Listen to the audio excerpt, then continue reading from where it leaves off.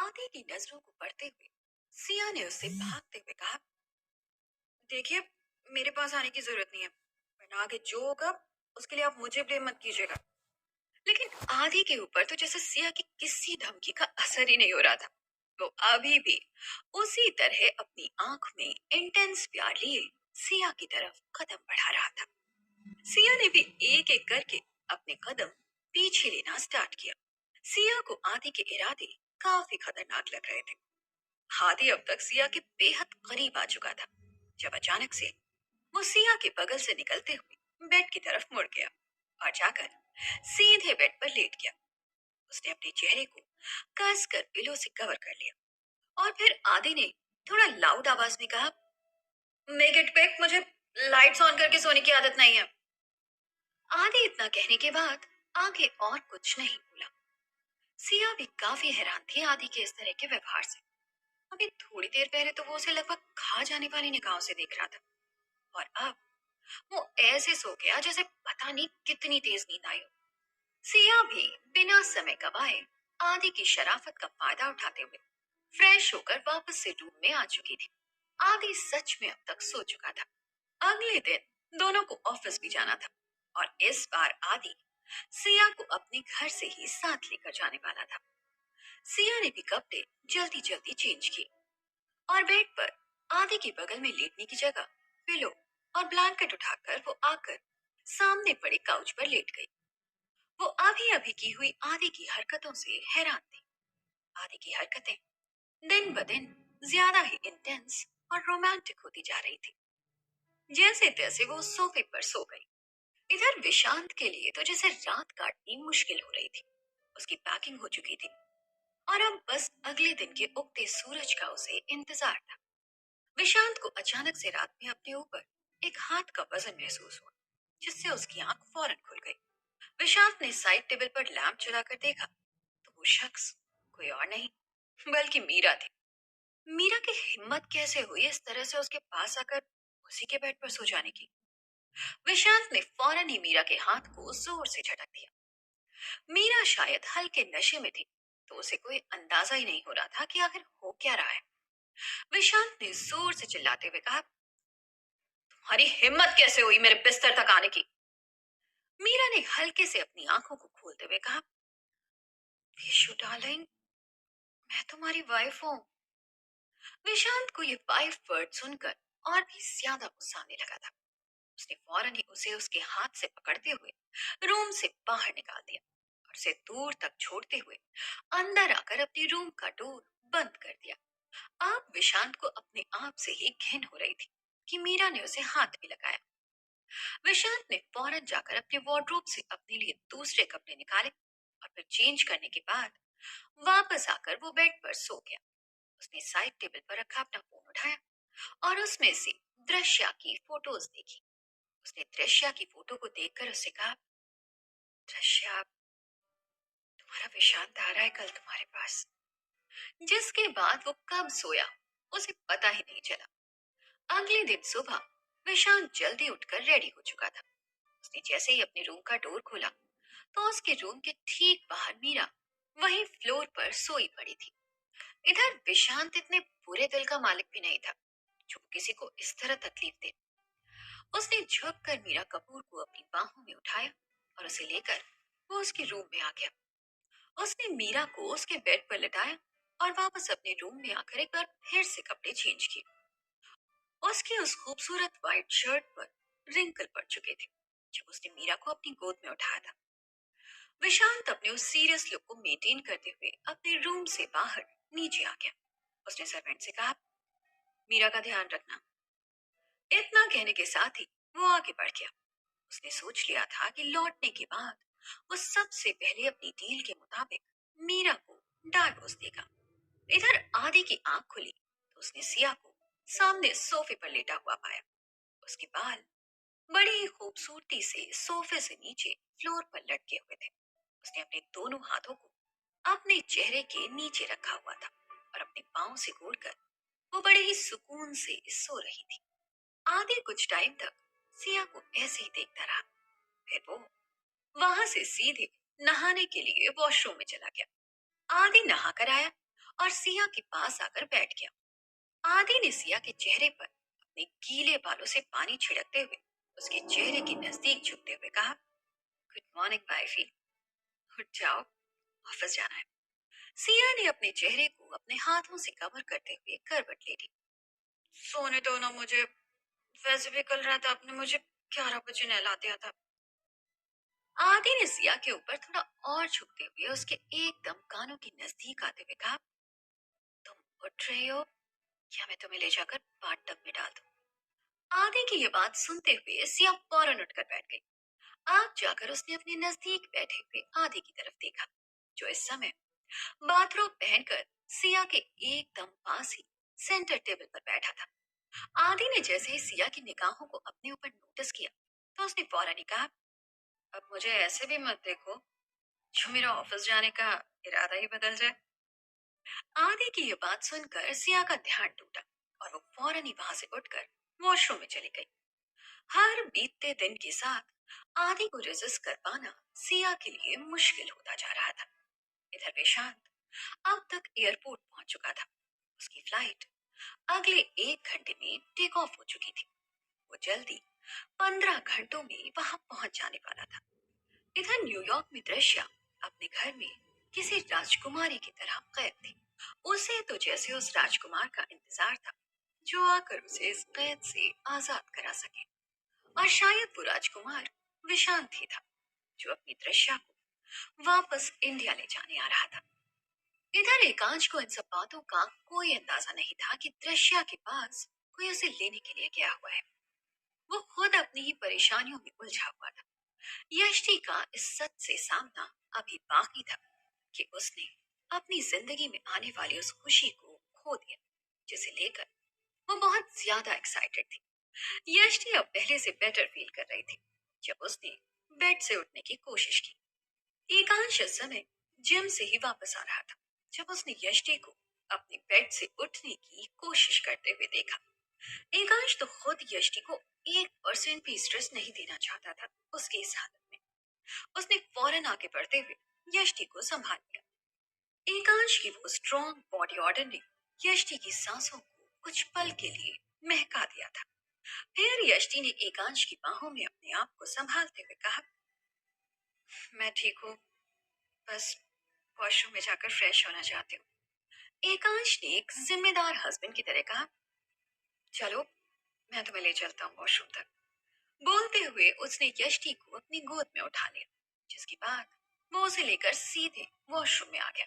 उसने यष्टि को आहिस्ता से बाथ टब में बिठा दिया, जिसके बाद उसने यष्टि से नहा लेने के लिए कहा और खुद वो वॉशरूम से बाहर आ गया। एकांश ने सोच लिया कि आज वो यष्टि को सब कुछ बता देगा। नहीं चाहता था कि यष्टि अब इस भरम में और जिए। यष्टि जल्दी से नहाकर रूम में वापस आए तो एकांश वही सोफे पर बैठकर यष्टि का इंतजार कर रहा था। एकांश ने यष्टि के रूम में आते ही कहा, मुझे तुम्हें कुछ बताना है। यष्टि आकर एकांश के पास बैठ गई और एकांश के चेहरे की तरफ देखते हुए कहा, कहिए, क्या बात है? एकांश ने हिम्मत जुटाते हुए कहा, यष्टि, हम लोग अपने बच्चे को खो चुके हैं। तुम्हारा मिसकैरेज हो चुका है।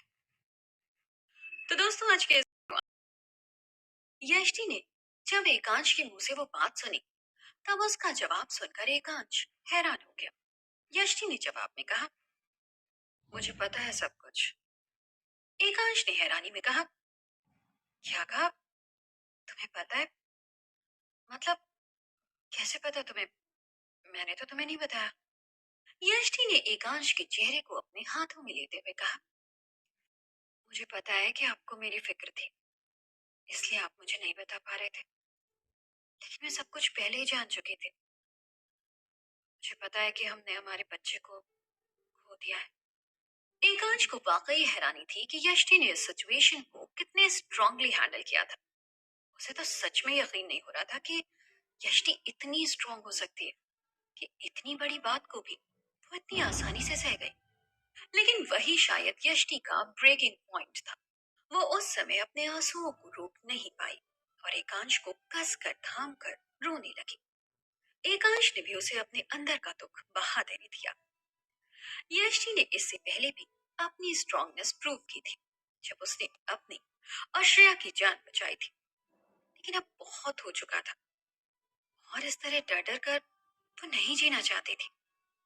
एकांश ने यष्टि को अपनी बाहों में थामे हुए कहा, मैं जल्दी उस शख्स को ढूंढ कर सबके सामने लाऊंगा जिसकी वजह से हमारे साथ ये सब हुआ है। वो इतनी आसानी से हमसे बचकर नहीं जा सकता। यष्टि ने एकांश पर विश्वास जताते हुए कहा, मुझे आप पर पूरा भरोसा है, आप सब ठीक कर दोगे। यष्टि एकांश की मजबूत बाहों में सिमट कर अपने सारे दुखों को भूल जाना चाहती थी। एकांश की उन बाहों के दरमियान उसे महफूज लगता था। एकांश भी अपनी यष्टि को एक बार फिर से वही पुराने अवतार में देखना चाहता था जब उससे लड़ा करती थी। इधर आदि रेडी होकर नीचे सिया का इंतजार कर रहा था। सिया एक येलो कलर का सूट पहनकर नीचे आई। उसने अपने बालों की पूनी बना रखी थी, आंखों में भरकर काजल, जिससे उसकी बड़ी बड़ी आंखें और भी बड़ी और खूबसूरत लग रही थी। कानों में झूलते हुए उसके इयररिंग किसी के भी दिल को चुरा ले, इतने खूबसूरत लग रहे थे।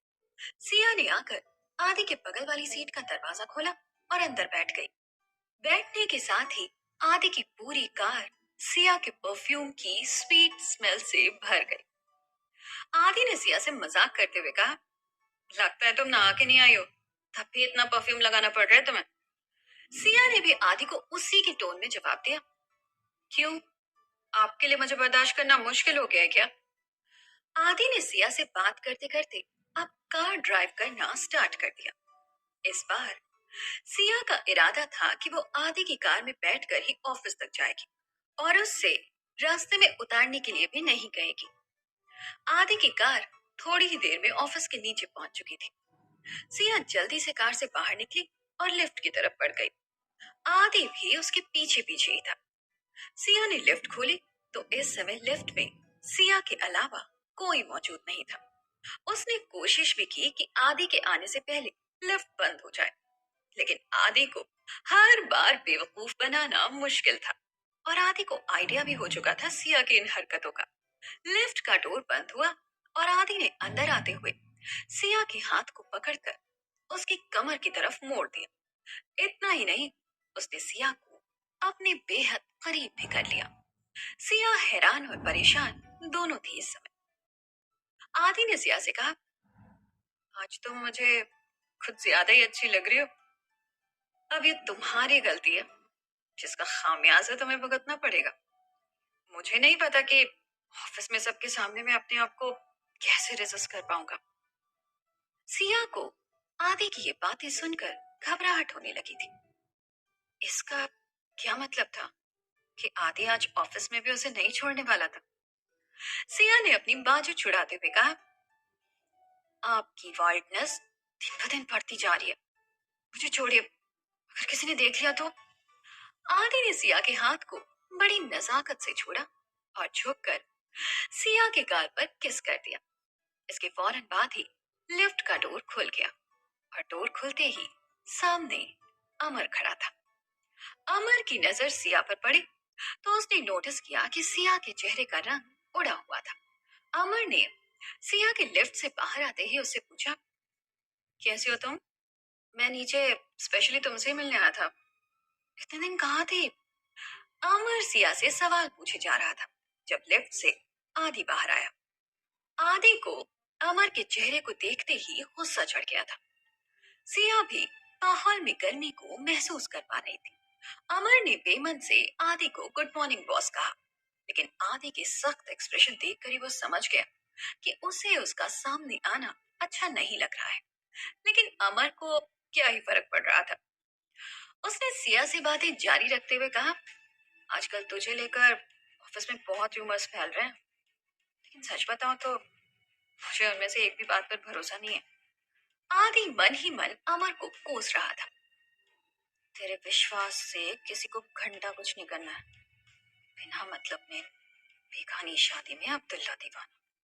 सिया ने कुछ बोलने के लिए मुंह खोला ही था कि आदि ने सिया के सीधे हाथ को अपने हाथ से थाम लिया और उसे खींचता हुआ अपने साथ ले जाने लगा। आदि के इस तरह से सिया पर हक जताने से अमर को उसके सभी सवालों के जवाब मिल गए थे कि सिया को लेकर जो रूमर्स उड़ रहे थे वो सच थे। सिया आदि की इस तरह की हरकत से गुस्से में आ चुकी थी। उसने कॉरिडोर में ही अपने हाथ को गुस्से में झटक कर छुड़ा ली। आदि ने पलट कर देखा तो सिया के चेहरे पर गुस्सा था और वो आदि को ऐसे देख रही थी जैसे उसने उसका हाथ पकड़कर कोई पाप कर दिया हो। सिया की ये हरकत आदि को बहुत गुस्सा दिला रही थी। वो यही सोच रहा था कि वो क्यों अपनी ही बीवी पर हक नहीं जता सकता। क्या सच में सिया उसके साथ खुश नहीं है? क्या उसे दोबारा अपने शादी के फैसले पर सोचने की जरूरत है? आदि ने सिया को फुर्ती से पकड़कर वहीं वॉल से सटा दिया। तुम चाहती क्या हो? क्या प्रॉब्लम है? क्यों मैं ये सब बर्दाश्त करूं कि तुम्हारे ऊपर वो अमर हक जताए और मैं चुपचाप सुनूं? तुम सिर्फ मेरी हो। ये बात अभी तक शायद तुम्हें समझ नहीं आई क्योंकि मैंने वो हक तुम पर नहीं जताया। लेकिन अब मैं अपने पति होने का कोई हक नहीं छोड़ने वाला। इतना कहते हुए आदि ने सिया को कसकर वॉल के अगेंस्ट प्रेस किया हुआ था। सिया ने चिढ़ते हुए कहा, आपने मुझसे किन सरकमस्टेंसेस में शादी की ये आपको भी अच्छे से पता है। तो आप इस तरह से मुझ पर हक नहीं जता सकते। मैं आपकी बीवी हूं, कोई गुलाम नहीं। दूर हटिए मुझसे। कहने के साथ ही सिया आदि को अपने से दूर धकेलने की कोशिश कर रही थी। आदि ने सिया के चेहरे की तरफ झुकते हुए उसके होठों को जबरदस्ती किस कर लिया। आदि ने आज पहली बार सिया के साथ जबरदस्ती की थी। वो सब कुछ बर्दाश्त कर लेता, लेकिन अमर का सिया के साथ एक्स्ट्रा फ्रेंडली होना आदि को आग लगा देता था। और इसी आग में इस समय सिया को वो जला रहा था, उसे जबरदस्ती किस करके। सिया ने आदि को जोरदार धक्का दिया और पांव पटकती हुई वहां से वॉशरूम में चली गई। सिया के साथ ऐसा बिहेव करने के बाद अब आदि को भी अफसोस होने लगा था। आज तक उसने कभी सिया को इस तरह से ट्रीट नहीं किया था। मस्ती मजाक तक तो ठीक था, लेकिन जबरदस्ती करना आदि का नेचर नहीं था। लेकिन पता नहीं क्यों वो आज अपने आप को रोक नहीं पाया। सिया ने वॉशरूम में जाकर अपने चेहरे को वॉश किया और उसके बाद उसने एक गहरी सांस ली। इस समय सिया का मन कर रहा था कि वो जाकर आदि का सर फोड़ दे। उसकी हिम्मत कैसे हुई उसे इस तरह से छूने की और किस करने की। सिया ने सोच लिया कि अगली बार अगर आदि ने इस तरह से कुछ करने की कोशिश भी की तो वो सच में बिना सोचे समझे जो हाथ में आएगा उससे उसका सर फोड़ देगी। सिया ने अपने चेहरे को ड्राई किया और अब वो वॉशरूम से बाहर आकर सीधे आदि के केबिन में गई जहां उसकी भी सीट थी। आदि ने सिया के अंदर जाकर सीट पर बैठने तक उस पर एक नजर नहीं मारी, जबकि सिया की निगाहों ने केबिन में आने से सीट तक पहुंचने तक आदि पर ही अपनी गुस्से से भरी नजरें गड़ाई हुई थी। अपनी सीट पर वो जैसे ही आकर बैठी तभी आदि ने बिना उसकी तरफ देखे कहा, ब्रिंग माई कॉफी। सिया वहां से उठकर आदि के लिए कॉफी लेने चली गई। सिया कॉफी लेकर लौटी तो उसे आदि की सामने वाली चेयर पर कोई लेडी बैठी हुई दिखाई दी। सिया ने लाकर कॉफी आदि के पास रख दी। तब उसने नोटिस किया कि वो लेडी कोई और नहीं बल्कि स्वधा थी। स्वधा ने सिया की तरफ देखते हुए कहा, ओ हाय, तुम्हारा नाम? सिया ने याद दिलाते हुए कहा, सिया। सिया नाम है मेरा। ये बोलते हुए सिया के चेहरे की चिढ़ साफ देखी जा सकती थी। स्वधा ने कहा, अरे हाँ Siya. Siya, do one thing, मेरे लिए भी एक ब्लैक कॉफी ले आओ। स्वधा की ये बात सुनकर सिया से पहले आदि को गुस्सा आ गया। आदि के लिए कॉफी लाना तो ठीक, लेकिन वो हर किसी के लिए कॉफी क्यों लाएगी? आदि ने स्वधा की बात को बीच में काटते हुए कहा, स्वधा, ये उसका प्रोफाइल नहीं है। वो कॉफी सिर्फ मेरे लिए लाती है, वो भी मेरी स्पेशल रिक्वेस्ट पर। आगे से ध्यान रखना। स्वधा को समझ नहीं आया कि आखिर क्यों आदि ये मामूली सी लड़की के लिए उससे इस तरह से बात कर रहा है, जबकि सिया को आदि का उसके लिए स्टैंड लेना बड़ा अच्छा लगा। ऐसे तो सिया खुद भी जवाब दे सकती थी, लेकिन सिया से पहले आदि ने जवाब दे दिया। इधर विशांत अपने आधे रास्ते को तय कर चुका था और इधर इंडिया में विशांत के लॉयर से मीरा और उसके कॉन्ट्रैक्ट को क्लोज करने की फॉर्मेलिटी कंप्लीट कर ली थी। जल्द ही दृश्या विशांत की जिंदगी का हिस्सा बनने वाली थी। और अभी तक एकांश को इस बात का कोई अंदाजा नहीं था। तो दोस्तों, आज के इस एपिसोड की कहानी बस यहीं तक। कहानी के अगले